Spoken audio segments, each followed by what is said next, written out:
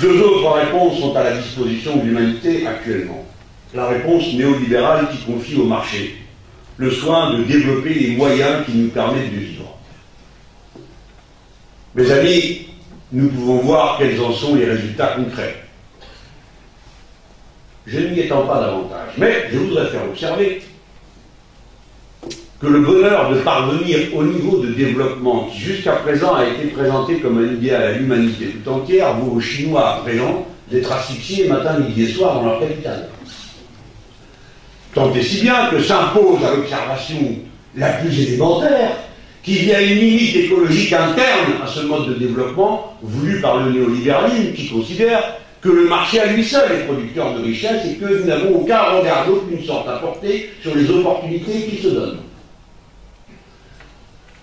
Et que la seule politique qui vaille est la politique de l'offre, celle qui considère que le seul problème que rencontrent nos économies serait le coût du travail, et non pas le coût du capital. Et que, si on réduit le coût du travail, en produisant n'importe quoi, n'importe comment, n'importe où, à la fin, il s'établira une sorte d'équilibre qui fera que tout le monde est content. Sera content. Je vous laisse apprécier. Je pense que votre présence dans cette salle est la réponse que vous donnez déjà à cette idée. Une autre idée se présente, celle qui a été portée historiquement par la social-démocratie internationale. Elle a représenté une alternative progressiste que l'on considérait comme plus intéressante que d'autres, dans la mesure où, du fait d'une certaine conception du socialisme, celui qui a été appelé socialisme réel s'est effondré.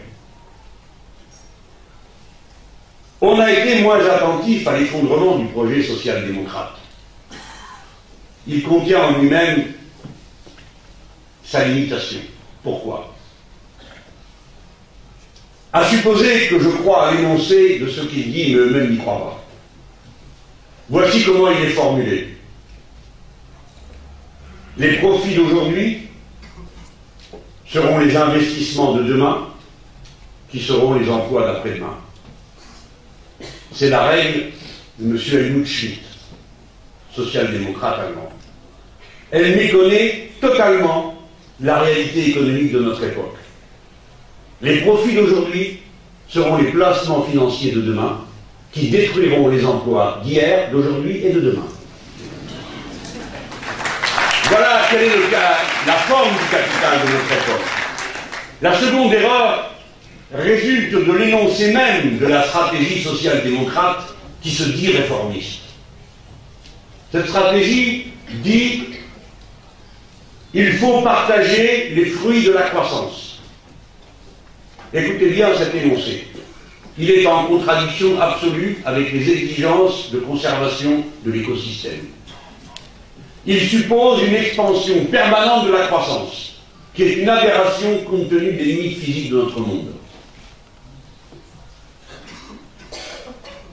Il se doute d'une erreur stratégique. Si l'on ne partage que les fruits de la croissance, cela signifie que l'accumulation antérieure est préservée. Ce n'est pas seulement une aberration du point de vue du partage que l'on pourrait opérer dès maintenant. Je rappelle que jamais mon pays, la France, n'a été aussi riche qu'il l'est en ce moment. Mais surtout, c'est une vision extrêmement étroite de la nature de l'accumulation du capital. Ce n'est pas seulement de la richesse accumulée, c'est un rapport de force sociale accumulé, qui ne touche pas à l'accumulation réalisée antérieurement, ne touche pas à ce rapport de force sociale antérieur. Le capital est un rapport social. J'espère me faire comprendre assez clairement pour montrer que dans la relation de l'écosocialisme à l'ancienne social-démocratie, ce qui est pointé du doigt, c'est la double impasse dans laquelle ce projet est enfermé. Impasse écologique, impasse économique. Ceci posé, voyons comment et pourquoi cette révolution citoyenne que vous êtes en train de vivre s'étendra aux autres pays de la Méditerranée. Et je ne vous parlerai pas du Maghreb, puisque je m'y trouve, et qu'on pourrait dire de mes propos qui sont une incitation à l'émeute. Je vais donc vous parler de l'Europe. Le système européen nous condamne et vous condamne. L'Europe est le premier producteur de richesse du monde. L'Europe est entrée en récession, non du fait de je ne sais quelle turbulence atmosphérique, mais de décisions politiques. Des décisions politiques qui ont consisté à penser que la politique de l'offre étant scalée et la nécessité de préserver les cours de bourse à un niveau suffisant et de préserver la valeur de l'euro à un niveau suffisant pour satisfaire la demande des retraites par capitalisation de 15% de la population allemande, toute l'Europe est condamnée à l'austérité. Cette austérité produit pays après pays une récession, et cette récession vous atteint. Nécessairement, puisque votre premier partenaire économique, c'est l'Europe.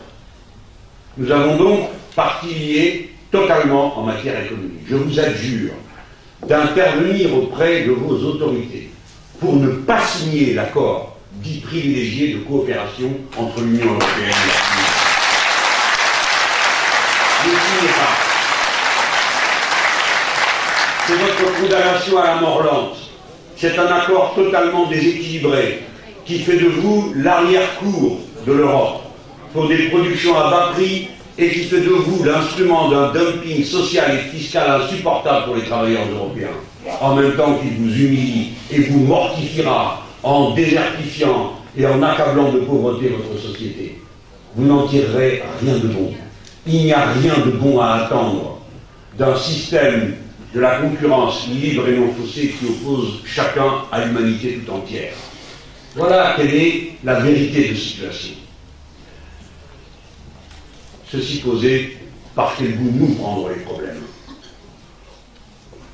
Un jour ou l'autre, la question n'est pas posée de savoir si cela se produira, mais quand cela se produira. La chaîne du néolibéralisme va craquer en Europe. Et l'effet domino qui s'est observé en Amérique du Sud, pour les mêmes raisons, se produira dans l'Europe. Et sans doute cela commencera par l'Europe du Sud. C'est-à-dire cet arc de pays qui est directement en face du Maghreb, la Grèce, l'Espagne, l'Italie, le Portugal, la France, où, à quel endroit? Je ne sais pas, mais je suis sûr que ça aura lieu. Aujourd'hui, la Grèce a été dévastée par 9 plans d'austérité successifs. Je me souviens qu'au deuxième, je disais quoi, on va vendre quoi la prochaine fois? La mer et les îles, et quelques temps après, j'ai lu dans un journal allemand qu'en effet, on conseillait aux Grecs de vendre des îles. Tout est marchandise pour eux. Voici qu'en Grèce, on démonte des voies ferrées, comme on l'a fait en Argentine. Pour quelle raison croyez-vous que la conséquence pourrait être une autre que celle qui s'est déjà observée ailleurs? Que la kleptocratie grecque, celle des prêtres qui ne payent pas d'impôts, des armateurs qui cachent leurs profits, et de cette masse immense d'argent volé au peuple grec et caché dans les banques suisses. Pourquoi croyez-vous que cela sera mieux supporté en Grèce qu'en Tunisie? Nulle part cela n'est supporté quand la misère se répand. Donc la chaîne va lâcher. Nous sommes donc tous au pied du mur d'avoir à formuler pour nos sociétés un projet politique. Ceci m'amène dans des sujets qui naturellement ne vous concernent pas à moins que, c'est à vous d'en faire la part. Voici ce que j'ai à dire. C'est une caractéristique de notre époque que les révolutions de notre temps seront toutes des révolutions citoyennes, c'est-à-dire mettant à l'ordre du jour le contrôle par chacun des affaires de tous, non en fonction de son intérêt personnel, mais de l'intérêt collectif. Non parce que nous serions tout d'un coup devenus une humanité meilleure, mais tout simplement parce que nous sommes tellement interdépendants les uns des autres, dans la vie en ville en particulier, et pour tous les actes sociaux, que nécessairement chacun d'entre nous est appelé à dire non pas ce qui est bon pour lui, mais ce qui est bon pour tous, ce qui fait spontanément de nous des citoyens et des républicains. Les révolutions de cette nature ne peuvent être conduites à leur terme que si elles s'appuient sur des stratégies cohérentes et pensées. Je voudrais vous dire que la démocratie n'est pas un projet en soi. Et que par conséquent, le projet démocrate ne suffit pas à constituer une alliance populaire suffisamment profonde pour que la révolution citoyenne puisse l'emporter par les voies démocratiques. Pourquoi? Parce qu'une révolution citoyenne n'a de sens que pour régler les problèmes sociaux que se posent les gens qui entreprennent la révolution elle-même. Il est donc vain, je le dis, étant comme vous tous un être éduqué de littérature, de culture, et me contentant de l'amour des autres pour tout potage. Mais il est vain de croire qu'on puisse se nourrir seulement de bonnes paroles. Il est vain de croire qu'on puisse se soigner sans moyen d'être soigné. Il est vain de croire qu'on puisse être éduqués tous sans moyen pour être éduqués, et ainsi de suite. La révolution citoyenne mêle d'un même mouvement la question démocratique et la question sociale. Qui croit pouvoir se passer de la question sociale en traitant la question démocratique, un jour ou l'autre, inéluctablement est rattrapé par la question sociale. Et mieux vaut choisir ses alliés dans cette circonstance. Mieux vaut se présenter devant le peuple avec un discours qui tient compte de ces deux dimensions. Pourquoi est-ce que je vous dis tout cela? Je sais bien que ça ne concerne pas les Tunisiens. Cela ne nous concerne que nous, pauvres Français, à qui on oppose la fumée de je ne sais quel front républicain pour faire échec à un front national que les mêmes entretiennent matin, midi et soir en créant une frustration sociale généralisée, en abandonnant le pays au pillage et en laissant faire tous ceux qui veulent faire ce qu'ils veulent du moment que c'est au nom du marché. Et c'est par cette méthode-là que chaque jour on précipite les gens dans les bras de ceux qui leur disent le responsable de ces catastrophes, c'est le voisin, celui qui n'a pas la bonne religion, celui qui n'a pas la bonne couleur de peau, plutôt que le capital que tu ne rencontres pas et dont personne ne te parle. C'est cette alliance mortelle qu'il faut rompre. Et nous la romprons par le plus haut niveau d'exigence possible. Quel est-il pour nous? D'abord, de ne pas nous tromper sur les centres de gravité géographiques qui nous lient. Il n'y a pas de destin possible pour le futur de la France, de l'Espagne, de l'Italie, de la Grèce, du Portugal, indépendamment du sort des peuples de la façade maghrébine. Nous sommes liés, que cela nous plaise ou non. Nous avons des familles ensemble, nous avons des langues ensemble. Et dans ces conditions, la base familiale, communautaire existe qui nous lie les uns aux autres. En plus des raisons économiques que j'ai évoquées il y a un instant. Vous voyez, je ne vous parle de rien d'autre que de choses très concrètes. Je ne prends pas argument de l'amitié qui devrait nous lier simplement parce que nous sommes des êtres humains. Je vous parle de ce qui nous lie vraiment, concrètement, directement, et par-dessus tout. L'obligation que nous avons de faire face à notre responsabilité d'être humain devant l'écosystème. Et ceci prend pour nous tous le visage bien particulier, bien concret de l'avenir de la mer Méditerranée.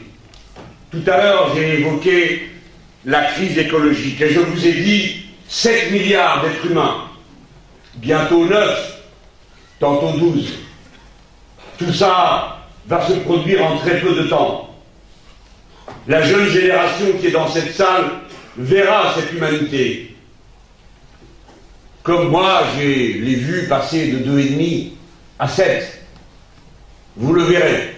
Et alors, vous verrez que les êtres humains, dans cet écosystème limité, devront trouver de nouvelles aires d'expansion pour leurs activités. Où voulez-vous qu'ils aillent? Nous ne sommes pas encore prêts à occuper les autres planètes, même si nous y mettons beaucoup d'efforts et d'inventivité. Le premier espace d'expansion de l'humanité, il est devant lui. Il recouvre 70% de la surface du globe. C'est la mer et les océans, dont l'essentiel est moins connu que la planète Mars, où se trouve l'essentiel de la biodiversité de la planète, dont l'essentiel des grands fonds est inconnu, où peuvent se dérouler de nouvelles formes de mise au service du développement humain de la nature. Mais il faudra cette fois-ci que ce soit une maîtrise raisonnée, responsable écologiquement, car après cela, il n'y aura plus d'aire d'expansion du tout.